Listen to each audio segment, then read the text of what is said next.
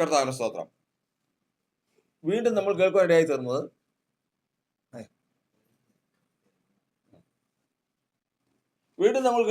തീർന്നത് പ്രകാരമാണ്.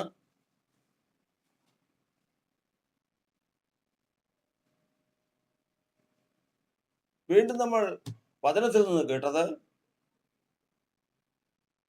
രേഖ എഴുതിയിരിക്കുന്നുവെന്ന് ദാനിയേൽ കേട്ടപ്പോൾ പോയി താൻ പതിവായി ചെയ്തിരുന്നത് പോലെ തന്നെ ആരാധിച്ചു, ദൈവത്തെ സ്തുതിച്ച് മഹത്വപ്പെടുത്തി.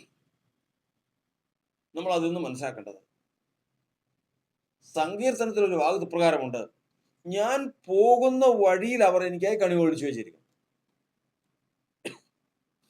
ഒരു ദിവസം ഒരാള് അവിടെ കെണി വെക്കുക, കണി വെച്ച് എലിയെ പിടിക്കുന്ന കണി വെക്കുക. ഞാൻ നോക്കിയപ്പോ എവിടെയാ കണി വെക്കുന്നത്? ഈ എലി പതിവായിട്ട് പോകുന്ന ഒരു വഴിച്ചാലുണ്ട്, അത് നമുക്ക് കണ്ടാ അറിയാം. അവിടെ കൊണ്ടുപോയി കണി വയ്ക്കുക. കാരണം അതിലെ പതിവായിട്ട് പോകുന്നു, അതിൽ പിടികിട്ടും. ഇതുപോലെയാണ് ഒരു ഭക്തനെ സംബന്ധിച്ചിടത്തോളം. അവന്റെ സ്വഭാവം എന്തെന്ന് സൂക്ഷ്മമായിട്ട് ശത്രു അന്വേഷിച്ചറിഞ്ഞ അവിടെയാണ് കണി വയ്ക്കുന്നത്. ഇവിടെയാണ് കർത്താവിന്റെ വചനം പറയുന്നത്.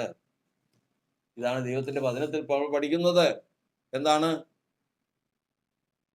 ഒരു മനുഷ്യൻ ദൈവത്തോടുള്ള ഭക്തിയിൽ എങ്ങനെ നിൽക്കുന്നു നോക്കിയപ്പോ, ന്യായപ്രമാണ പ്രകാരം ഒന്നിനെയും അവൻ നമസ്കരിക്കില്ല ദൈവത്തെ അല്ലാതെ. അതിന്മേൽ ഒരു കണി വെച്ചു. ദൈവത്തിന്റെ വചനം പറയുന്നത്, രേഖ എഴുതി, രേഖ വായിച്ചു. അവന്റെ നടപ്പ് വിട്ട് മാറിയില്ല, പോകുന്ന വഴിയിൽ കൂടി തന്നെ പോയി. അപ്പോസ്തലനായ പൗലോസ് പറഞ്ഞതുപോലെ, ഞാൻ ചെയ്തത് മേലാലും ചെയ്യും. അതിൽ കൂടി പോയി കണിയിൽ അകപ്പെട്ടു എന്ന് ശത്രു വിചാരിച്ചു. പക്ഷെ ആ കണിയെ നീക്കുവാൻ ദൈവം പ്രാപ്തനായി.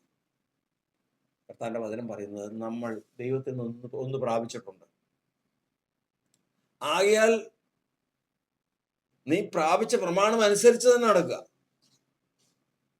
നീ പ്രാപിച്ച ജ്ഞാനം അനുസരിച്ച് തന്നെ നടക്കുക. അതിന് എതിരെ പല കണികളും വരും. നീ ദൈവത്തിൽ നിന്ന് എന്ത് പ്രാപിച്ചിട്ടുണ്ടോ അതിൽ തന്നെ ഉറച്ചു നിൽക്കുക, അതിന് വിട്ടുവീഴ്ചയില്ല. കണി വരും. എന്നാൽ നിങ്ങൾ ഫലം കായ്ക്കേണ്ടതിനും നിങ്ങളുടെ ഫലം നിലനിൽക്കേണ്ടതിനും നിങ്ങളെ ആക്കി വെച്ചിരിക്കുന്നു. ഞാനൊരു സ്വഭാവം ദൈവത്തിൽ നിന്ന് പ്രാപിച്ചിട്ടുണ്ടെങ്കിൽ, മോർദെഖായി പറഞ്ഞ പോലെ, ഞാൻ മനുഷ്യനെ കുമ്പിടുകയില്ല എന്ന് പറഞ്ഞിട്ടുണ്ടെങ്കിൽ അത് തല പോയാലും ജീവൻ പോയാലും കുമ്പിടുകയില്ല. അതൊരു തീരുമാനമാണ്. ആ തീരുമാനത്തിന്മേൽ പ്രവർത്തിക്കേണ്ടവൻ ദൈവമാണ്, പ്രവർത്തിക്കുകയും ചെയ്യും. നടക്കുന്ന വഴിയിൽ അവൻ കണി വയ്ക്കും. എന്നാൽ ആ കണി തൻ്റെ ഭക്തന് ഫലിക്കുകയില്ല. മുട്ടുമടക്കാം, പ്രാർത്ഥിക്കാം. പരിശുദ്ധനായ ദൈവം നമ്മെ അനുഗ്രഹിക്കുമാറാകട്ടെ.